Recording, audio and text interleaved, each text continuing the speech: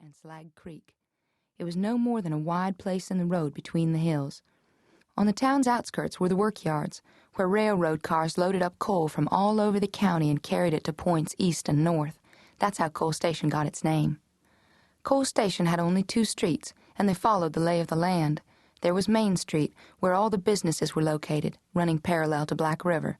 And there was Residence Street, the only place around for miles where you could build a house without going up in a holler or hanging it off the side of a hill. It ran parallel to Slag Creek. Residence Street was, in fact, the brightest spot in all the county, and among the other nice houses there was the one in which I, Gypsy Arbutus Leemaster, lived with my mother, and stepfather, Porter Dotson, editor of the Mountain Echo. Our house was a modern 1-story brick ranch with white shutters, a front porch, and the only picture window in town.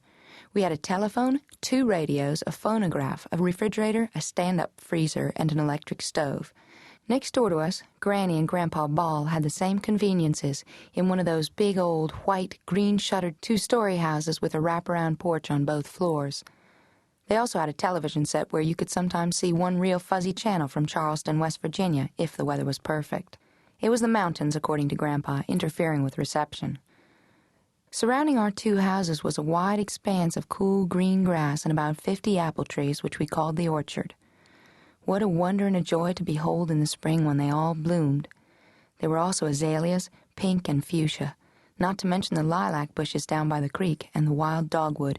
People walking by our houses would sometimes stop there on the road and look like they couldn't believe their dad-burned eyes. And that was the general appearance of my world that spring when Woodrow came to us. Everything fresh and bright, pink and white. Mama reminded me how privileged I was, how fortunate, and I didn't doubt her word one bit. Except when a certain nightmare came to haunt me. Then I couldn't help feeling more plagued than privileged. It had something to do with a dead animal, and I would wake up sobbing or screaming. Even though Aunt Belle was Mama's sister, I had seen very little of her and Woodrow in my whole life.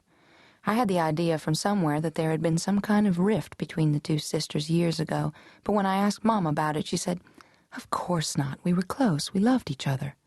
Still, I wondered. Woodrow had lived way up in the head of that holler with his mother and father without any plumbing or even a refrigerator, and he and I had always gone to different schools. We were the same age, as I had turned 12 in November and he had turned 12 sometime in January that year, and we were the same size, 4 feet 10 inches tall and 92 pounds.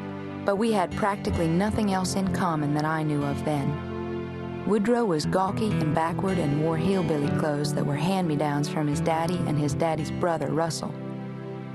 Once, when we were about 10, I saw Woodrow, and his pants were too long and too big in the waist, so he had a rope tied around his middle to keep them up. He sure looked funny that day, and I think he felt self-conscious, too, because it was my birthday and I had on a frilly blue dress and black patent leather slippers. Another time, when I saw him at Christmas, he had on an oversized cap where you could pull the flaps down over your ears. He was proud of that ugly old thing. And I'll tell you something else about Woodrow, though I really don't want to. He was cross-eyed. Sometimes you couldn't tell if he was looking at you or not, and he had to wear real thick glasses. I couldn't wait to visit Woodrow that spring night when he moved in next door. I wanted to know if he had any secret knowledge or theories about what had happened to his mother. It was a Friday, and I was in my blue jeans parked on a stool in front of my dresser while Mama plaited my blonde hair in 2 long pigtails, the way I liked to wear it when I had a chance to play. It was the only way I could tolerate having hair longer than Rapunzel's.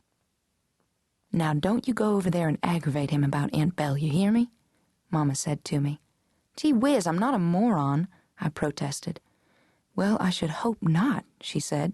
"He's been through a lot and he deserves some consideration, so don't go pestering him to death." "Pester him? You make me sound like a cockroach." Mama giggled.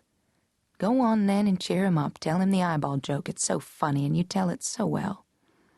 I swelled up a bit. It was a known fact that I could tell good jokes. Mama pecked me on the cheek and we smiled at each other in the mirror. My Mama was very beautiful. Everybody said so. And she smelled good all the time, like Christmas candy, and her hair put you in mind of one of those Halo shampoo ads. I slid off the stool and headed out the door. "Tell him hey for me, and welcome," Mama called after me.